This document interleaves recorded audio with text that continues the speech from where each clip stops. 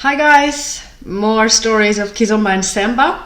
I'm freshly back from Luanda and I'm here to tell you why we Westerners can't dance like the Angolans do. Or maybe we can, but how? Why do they dance so differently? I'm going to tell you a few things.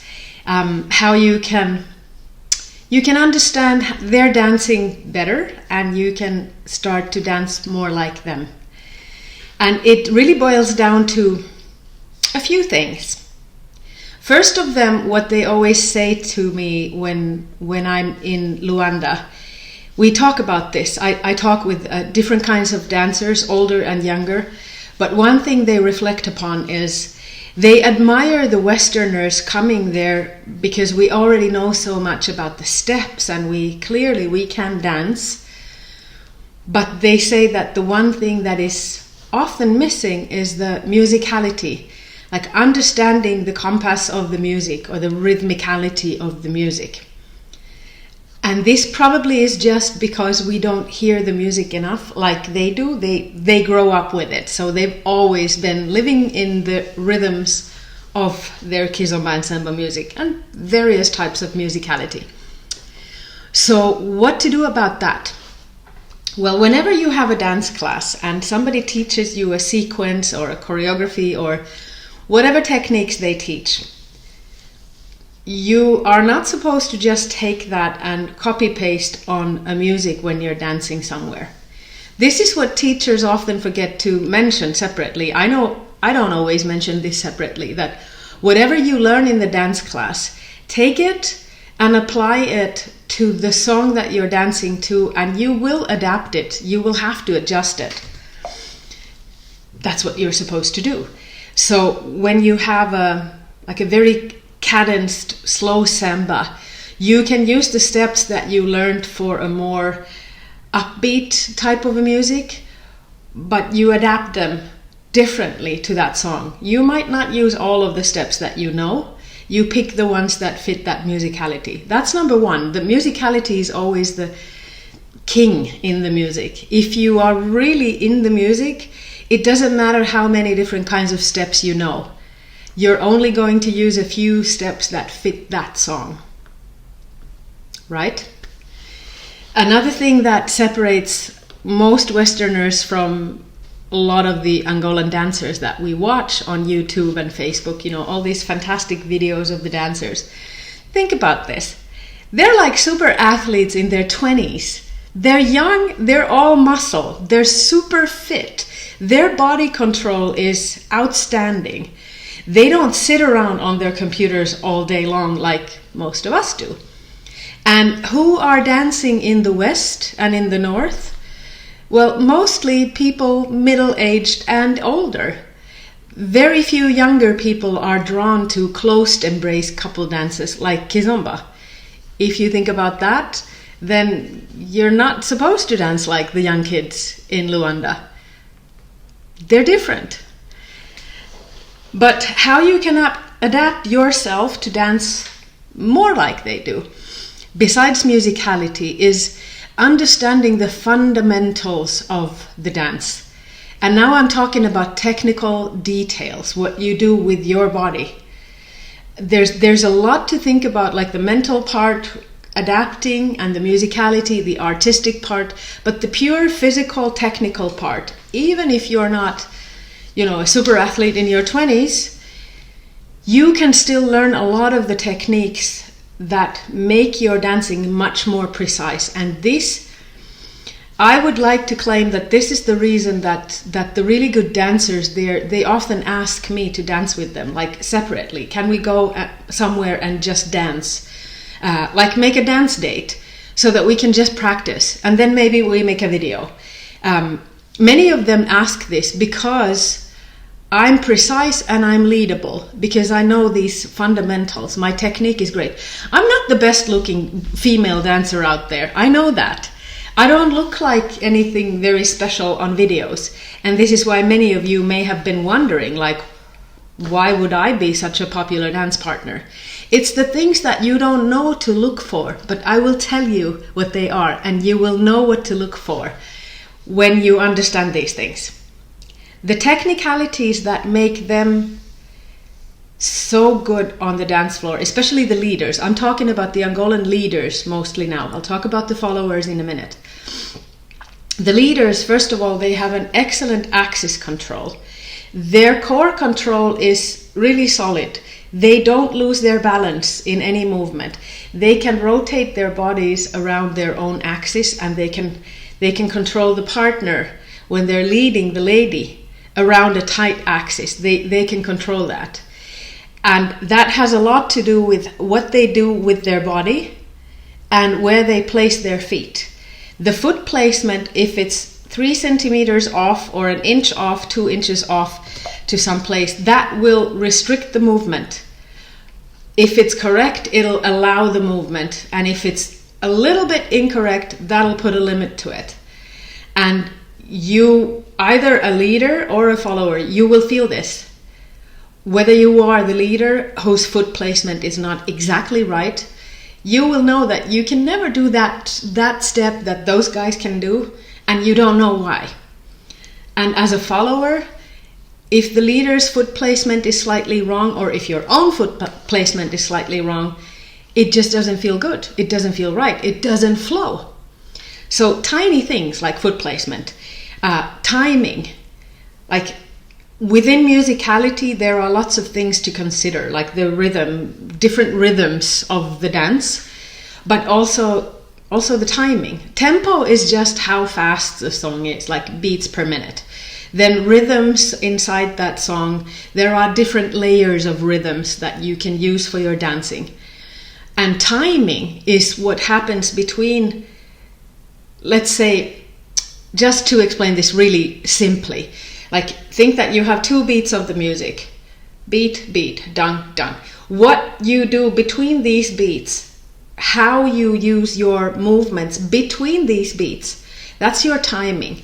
And that is one thing that the Angolans are really good at, because they're so used to the music and they have such a good body control that they can sometimes attack the next step and be in advance and have time to do an extra thing in between, or they can delay it and just catch up in the end.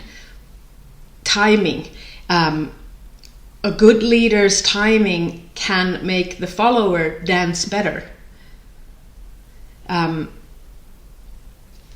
Simple things like how they hold their frame. Now there are many hand positions for the leader's left hand. You can see various styles where they place the hand and how they hold it. Like some of them like to form a little triangle here, and some just hold it close to their face, and some hold it out here. Those are personal styles, and they all have a good reason for why they lead the way they do. They believe that this helps them lead the lady the best way. But even if you just learn the basic hold, make sure that your frame is relaxed. Your shoulders are always square and they're not tense, so that you can lead with a relaxed body. It's the leader's right hand that really does everything, and all good leaders use their right hand the same way. Right arm, right hand. Little things like this, most often not talked about in dance classes. This is why I specialize in this. I have a list of 16 fundamental techniques that I teach, including some non-material, like non-tangible, non-physical stuff like musicality. But a lot of them are really just physical skills that are must learns for anyone who wants to dance really well. As to the follower, like I was saying, why they would want to dance with someone like me when I'm a middle-aged woman, nothing special. You don't see anything fancy when I'm dancing. But the good leaders, they feel this. The way I follow them doesn't restrict them and doesn't limit them. So they want to practice with me because it allows them to be fully creative with their steps. They can test out any steps they have and see if they can do that with me and how it flows. So I'm kind of a practice example for them, or a practice partner. And I don't mind that at all. It's always a learning experience for me, and it's fantastic. I love it. And I would like for all the women, all the followers, to learn these techniques, because it really isn't about how you look and how you move your butt, your bunda. No, it's not about that. If that was the thing that mattered, then you would be dancing for everybody else except your dance partner, because they can't see your bunda anyway, right? The only ones who can see your beautiful movements would be anyone except your dance partner. So it's not about that. It really isn't. Your Jinga is extremely important because that is your body movement, but it's not for the aesthetic reasons. Correct Jinga will give you a nice and aesthetic movement, yes. But first and foremost, what it does, it allows your body to move correctly. So everything else becomes easier from there. So your movement has to come from the floor, through your joints, up your hips, and in all the way up. That is your correct Jinga. When it works, you can become leadable, and then you add to it all these other skills. Like follower has to be able to move her left arm as much as the leader moves his right arm. Like if he wants to increase the distance between the couple, he's going to open his right arm. Now I'm showing the leader's right arm here. But for the follower, it's the same, that she has to move her left arm an equal amount to open that space. And if she's stuck, if she doesn't know that she has to let her arm slide, then she is limiting the leader. Things like these, there's so much that is not taught in regular dance classes because they're usually based on steps. And steps, in my opinion, they are an important part, but maybe the least important part of your dancing, really. In my teaching, I have like 3 legs that the teaching stands on. The first part is musicality, and second part is all the techniques, like the body technique, so that you can do what you want to do. And the third part is the steps. Like you have your toolbox, okay, I'm going to dance with these steps, but how do I do it and how do I put it in the music? So I would like to think of it as the why, the how, and the what. You start with the why. The music is like this, so I'm going to choose this way of dancing. The why is always the first reason, the music. And then the how. How am I going to do this? How am I going to dance? How am I going to use my body? And then the what, that's the steps that you choose. And that depends on how many tools you have in your toolbox. Like some dancers have a whole lot of creative arsenal. Great. But even if you don't, you can still dance really, really great with a small toolbox. There are people who dance fantastically who don't know all kinds of fancy steps. They know just the basic steps, 4 or 5 basic steps, and that's all they have in their toolbox for the rest of their lives, and they're fantastic dancers because they have the musicality and they have the body technique. And these are the things that I always am reminded of when I'm dancing in Luanda.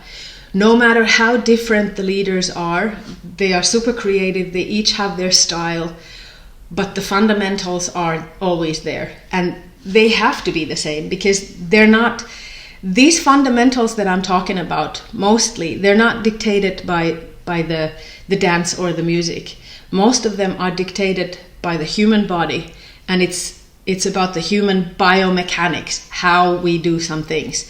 Then the rest, the other parts of the dance, of course, musicality and all those things, they determine how you dance in that song. But the same fundamentals that I'm talking about, you use them in martial arts, you use them in horseback riding, you use them in any other dance, pretty much. There are some variations, some different things you do regarding what you're doing, but it's the human body that dictates how you can dance. And if you understand a few fundamentals of yourself, then you can start dancing much more in tune with the music. Learning musicality and learning your own body at the same time. Like it's like you are the instrument that you want to play, and the music is the song that you want to play with yourself. So if you practice more, like I'm thinking violin now, one of my favorite instruments, but you have to practice your instrument so that you can make better music. Same way, you have to practice your own body mechanics, how you actually do things, in order to do your steps better so that you can dance better to your favorite songs and express those songs better. And these grow hand in hand. So, to summarize, how can we Westerners dance more like the Angolans do? Well, we want to improve our musicality, always listening to music and improving that part. At the same time as we're improving our bodies, I really recommend anything that improves your core control and your balance, like heavy lifting and any sort of exercise that you can do that improves your posture, your core, and those improve your balance. And then learning the fundamentals so that you can be more precise with the details that you do with your body. Those things, if you focus on all three, you can raise the level of your dancing. And yeah, I think that's about it. I'm really happy in teaching fundamentals over and over again, because that's where the magic comes from. I want to be useful, so use me. And if you like this, click like, subscribe for more of these videos, and check my group on Facebook. That's where you can follow all my work if you haven't already. And I will see you next time. Have a wonderful day.